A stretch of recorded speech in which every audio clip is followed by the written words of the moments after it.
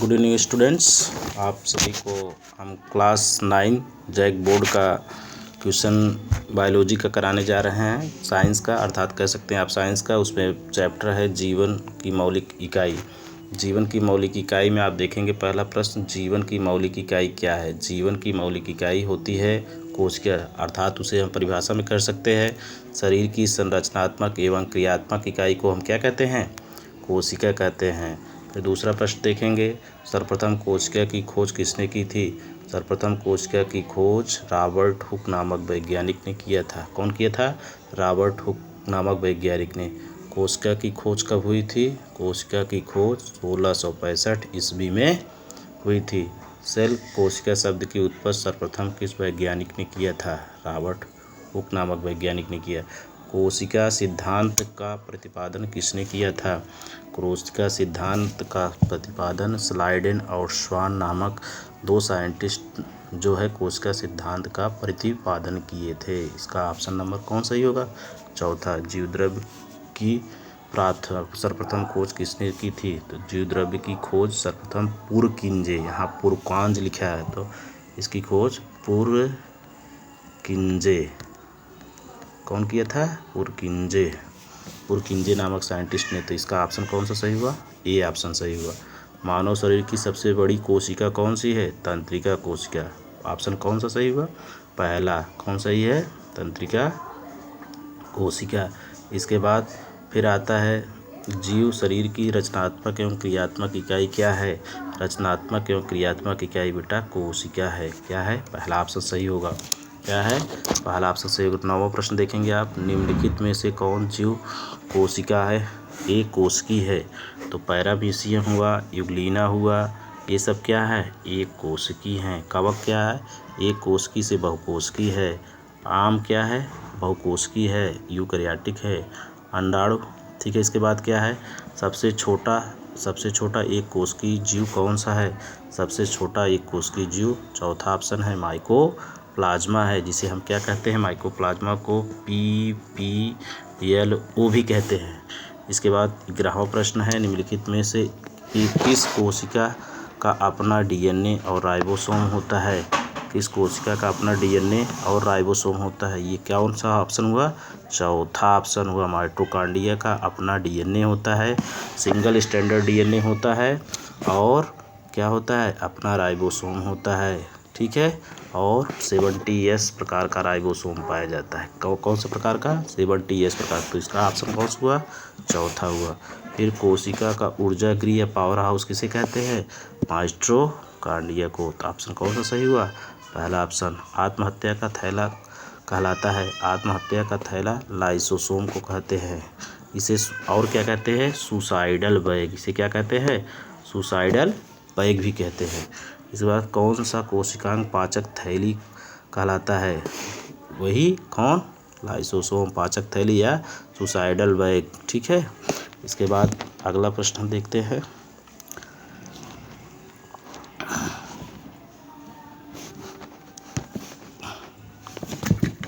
एक मिनट बच्चों। हाँ, फिर हम इसके बाद हम प्रश्न देखते हैं।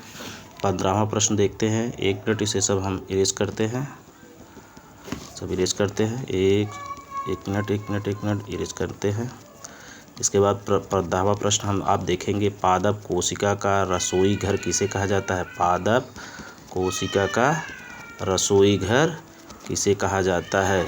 यह पादप कोशिका का रसोई घर हरित लवक है। मतलब पादप कोशिका का रसोई घर कौन है? हरित लवक है। क्या है? हरित लवक। कोशिका भित्ति बनी होती है। कोशिका भित्ति किसकी बनी होती है? कोशिका भित्ति जो होती है सेलुलोज की बनी होती है। किसकी बनी होती है? ऑप्शन किसका हुआ? कौन सा ऑप्शन सही हुआ? तीसरा ऑप्शन। के बाद देखेंगे बेटा, कोशिका झिल्ली का कोशिका के बाहर से अपने भोजन तथा अन्य पदार्थ के ग्रहण करने की प्रक्रिया को क्या कहते हैं? कोशिका झिल्ली के अंदर उसे कहते हैं इंडोसाइटोसिस। उसे क्या कहेंगे? इंडोसाइटोसिस भी कहते हैं, साइटोसिस भी कहते हैं, ठीक है। क्या कहेंगे, एंडोसाइटोसिस। इसके बाद पादप कोशिका के सबसे बाहरी आवरण को क्या कहते हैं, पादप कोशिका के सबसे बाहरी आवरण को कोशिका भित्ति या उसे और क्या कहते हैं, सेल वॉल कहते हैं। और क्या कहते हैं, सेल वॉल कहते हैं। ठीक है। इसके बाद आप देखेंगे 19वां प्रश्न क्या है, पादप कोशिका के चारों तरफ पाई जाने वाली झिल्ली को क्या कहते हैं, पादप कोशिका के चारों तरफ झिल्ली पाई जाने वाली झिल्ली को क्या कहते हैं, प्लाज्मा झिल्ली। तो कौन सा ऑप्शन सही हुआ, तीसरा ऑप्शन सही हुआ। इसके बाद देखते हैं 20वां प्रश्न देखेंगे, तारक केंद्रक का कार्य क्या है, तारक केंद्रक का काम है तर्क निर्माण करना, तर्क निर्माण करता है अर्थात इसे कहेंगे फाइबर का निर्माण करना। क्या करता है, फाइबर, सेल फाइबर का निर्माण करता है। फिर इसके बाद देखेंगे प्रोकैरियोटिक कोशिका का उदाहरण है, प्रोकैरियोटिक कोशिका का उदाहरण इसका है बैक्टीरिया है। क्या है, बैक्टीरिया है। ये क्या है, प्रोकैरियोटिक है क्योंकि इसमें ट्रू न्यूक्लियस नहीं पाया जाता है। और पहला ऑप्शन, दूसरा ऑप्शन, तीसरा ऑप्शन ये सब क्या है, यूकैरियोटिक है।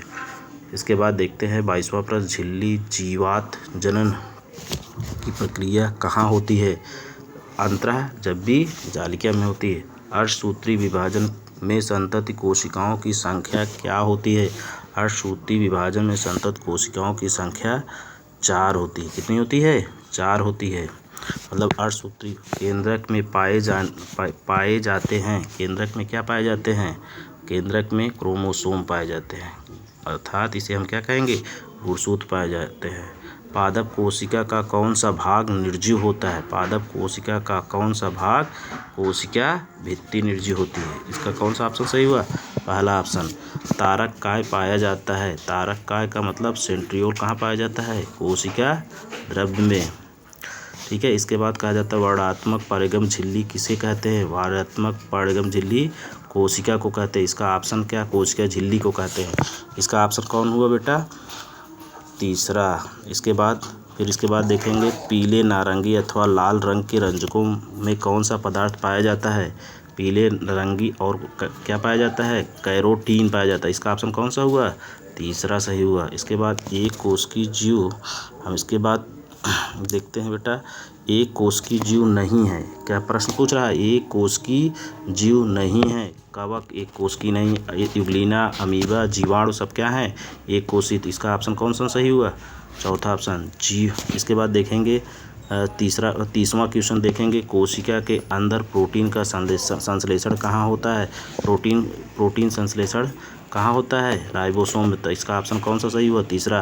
राइबोसोम को प्रोटीन सिंथेसिस की फैक्ट्री भी कहा जाता है। राइबोसोम के रफ एंडोप्लाज्मिक पर राइबोसोम जब पाया जाता है और तभी प्रोटीन बनता है तो उसे क्या कहेंगे, राइबोसोम कहेंगे। ठीक है। इसके बाद झिल्लियों से घिरा हुआ, झिल्लियों से, एक मिनट बच्चों, झिल्लियों से 31वां प्रश्न हम करेंगे। 31वां प्रश्न है, झिल्लियों से घिरा हुआ कोशिका द्रव्य में पाया जाने वाला अंगक जिसमें पाचक रसायन एंजाइम पाया जाता है उसे हम क्या कहते हैं बेटा, उसे हम कहते हैं लाइसोसोम। लाइसोसोम ही क्या करता है, ये पाचक एंजाइम को सीक्रेट करता है और क्या करता है, पचाता है। 32वां प्रश्न, किसकी अनुपस्थिति में प्रोटीन संश्लेषण नहीं होता है, किसकी अनुपस्थिति में, राइबोसोम की अनुपस्थिति में। अगर बेटा राइबोसोम नहीं है तो प्रोटीन संश्लेषण नहीं होगा। फिर कहता है माइटोकॉन्ड्रिया का एक कार्य है, माइटोकॉन्ड्रिया का काम है ऊर्जा का उत्पादन।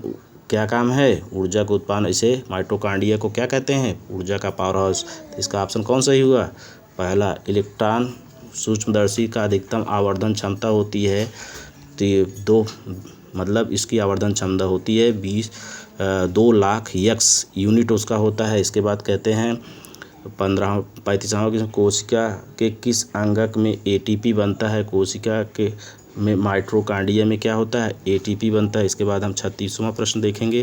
बेटा कौन सा प्रश्न देखेंगे, 36वां प्रश्न देखेंगे। 36वें प्रश्न है, पादप एवं जंतु कोशिका में प्रमुख अंतर। पादप और जंतु कोशिका में प्रमुख अंतर है पोषण संबंधी, गति संबंधी और क्या है, और इसका मुख्य अंतर होता है पोषण संबंधी। पादप अलग प्रकार का पोषण करता है और जो है जंतु अलग प्रकार का पोषण करता है। इसके बाद होता है लाइसोसोम के निर्माण में कौन सा कोशिकांग सहायक है, लाइसोसोम के निर्माण में आपको हम पहले ही बता दिए। आइसोसोम के निर्माण में गाल्जी उपकरण जो होता है सहायक का ऑप्शन कौन सा सही हुआ? दूसरा सही हुआ। इसके बाद विष एवं दवाओं को जहरीलेपन को समाप्त करने में कौन सी कोशिकांग सहायक होती है? कौन सी सहायक होती है? अंतरादब्बी जालिका, पहला ऑप्शन सही हुआ। इसके बाद देखेंगे रंगीन प्लास्टिक को कहते हैं, रंगीन प्लास्टिक को कहते हैं क्रोमोप्लास्ट। जो कलर देता है उसे क्रोमोप्लास्ट कहते हैं, जो कलरलेस होता है उसे ल्यूकोप्लास्ट कहते हैं। क्लोरोप्लास्ट जो होता है ग्रीन कलर देता है। ठीक है, तो हमारा ऑप्शन कौन सा सही हुआ? तीसरा ऑप्शन सही हुआ। इसके बाद श्वेत तथा रंगहीन प्लास्टिक को कहते हैं ल्यूकोप्लास्ट, हम पहले ही बता चुके हैं। इसमें कौन सा लवक प्रकाश संश्लेषण के लिए आवश्यक है? प्रकाश संश्लेषण के लिए आवश्यक है क्लोरोप्लास्ट। अगर पत्तियों में क्लोरोप्लास्ट नहीं पाया जाता तो प्रकाश संश्लेषण की क्रिया नहीं होगी। और 42वां प्रश्न देखेंगे, कोशिका में क्रोमोसोम कहाँ पाए जाते हैं? कोशिका में क्रोमोसोम कहाँ पाए जाते हैं? कोशिका में क्रोमोसोम जो होता है केंद्रक में पाए जाते हैं। ठीक है बच्चों।